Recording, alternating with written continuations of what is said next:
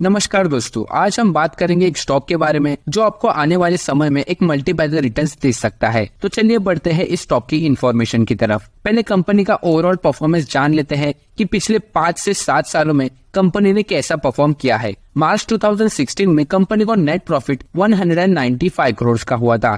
उसके बाद हमें नेट प्रॉफिट बढ़ते हुए देखने मिला 200 करोड़।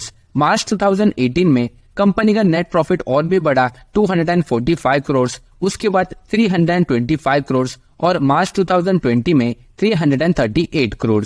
यानी कंपनी अपने नेट प्रॉफिट को 2020 तक अच्छी तरीके से बढ़ा रही थी। 2021 में हमें एक डिक्लाइन देखने मिला। कंपनी को नेट प्रॉफिट 336 करोड़ का हुआ। 2022 में भी हमें नेट प्रॉफिट बहुत ही गिरते हुए देखने मिला 288 करोड़।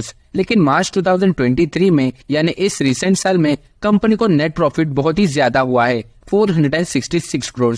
कंपनी का जो मोमेंटम है वो अभी के लिए पॉजिटिव है और आप इसमें इन्वेस्ट करके अपना प्रॉफिट बना सकते हो। तो इस वीडियो को जरा भी स्किप करके ना देखें, बहुत ही इंपॉर्टेंट वीडियो होने वाली है और स्टॉक का नाम सुनकर वीडियो को छोड़ मत दीजिए। इस स्टॉक की डिटेल इन्फॉर्मेशन जानना बहुत ही जरूरी है, नहीं तो कुछ क्रूशियल टाइम में आपको लॉस भी हो सकता है। और अगर चैनल पर नए हो तो चैनल को सब्सक्राइब करना ना भूलें। ये आपके लिए तो फ्री है, लेकिन हमें इससे बहुत फर्क पड़ता है। बढ़ते हैं कंपनी की इन्फॉर्मेशन की तरफ। It is a new generation private sector bank with 352 branches across 19 states and 3 union territories।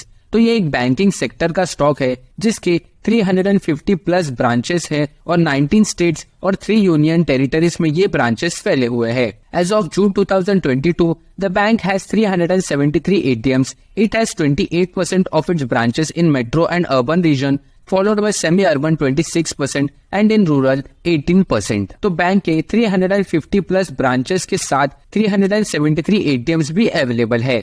इसके branches 28% metro and urban region में है, यानी डेवलप्ड सिटीज में है, और बाकी के सेमी अर्बन 26% और रूरल में 18%। यानी बैंक के ज्यादातर ब्रांचेस डेवलप्ड सिटीज में अवेलेबल है। The bank's focus is very diversified. It plans to focus on retail mortgages, working capital, commercial vehicles, co lending etcetera. Company ने अपने रेवेन्यू को अच्छी तरीके से डिस्ट्रीब्यूट कर दिया है, जिससे आने वाले समय में ये अपने नेट प्रॉफिट को और भी बढ़ा सकते हैं इम्प्रूवमेंट करके। अब इसके रिसेंट परफॉर्मेंस के बारे में बात कर लेते हैं, जिसमें हम नजर डालेंगे क्वार्टर टू क्वार्टर परफॉर्मेंस के ऊपर। मार्च 2023 में बैंक का रेवेन्यू 1179 करोड़ का हुआ था और नेट प्रॉफिट 142 करोड़। और जून 2023 में यानी इस रिसेंट क्वार्टर में रेवेन्यू 1238 करोड़ का हुआ है, यानी रेवेन्यू लगभग 5 to 7% से बढ़ गया है। नेट प्रॉफिट 127 करोड़ का है। नेट प्रॉफिट में हमें एक छोटा सा डिक्लाइन देखने मिल रहा है।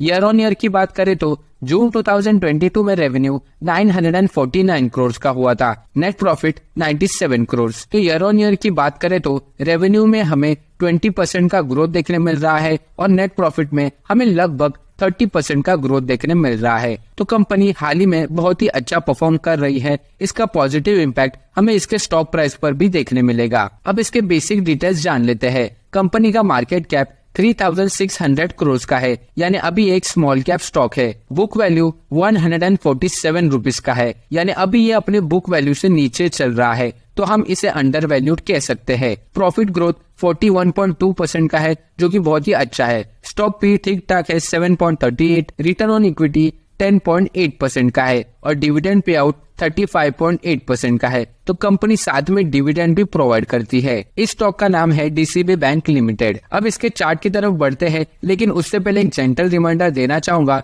जो भी इन्फॉर्मेशन इस वीडियो में प्रोवाइड हो रही है वो सिर्फ मेरा पॉइंट ऑफ व्यू है। इन्वेस्ट करने से पहले अपने फाइनेंशियल एडवाइजर से सलाह जरूर ले। इस स्टॉक के पिछले 5 सालों में हमें इसमें एक बहुत बड़ी गिरावट देखने मिल रही है। 2019 में स्टॉक ने 250 रुपीज के प्राइस को भी टच कर दिया था, लेकिन वहां से हमें सिर्फ गिरावट ही देखने मिल रही है। लेकिन आप देख रहे हो कि 2022 से कंपनी थोड़ा पॉजिटिव मूवमेंट में आ रही है। हालांकि पूरी रिकवरी तो हमें देखने नहीं मिल रही, लेकिन एक पॉजिटिव मोमेंटम तो इस स्टॉक में जरूर चालू है। स्टॉक के पिछले 6 मंथ का रिटर्न देखे तो 3.61% के पॉजिटिव रिटर्न्स हमें देखने मिल रहे हैं। हालांकि अभी स्टॉक का प्राइस एक साइडवेज जोन में चल रहा है। इसके सपोर्ट की बात करें तो 110 रुपीज एक स्ट्रॉन्ग सपोर्ट है। अगर ये सपोर्ट ब्रेक होता है तो हमें इस स्टॉक में एक नेगेटिव रैली फिर से देखने मिल सकती है। और रेजिस्टेंस की बात करें तो 123 रुपीज एक स्ट्रॉन्ग रेजिस्टेंस है। अगर ये रेजिस्टेंस ब्रेक होता है तो इसका अगला रेजिस्टेंस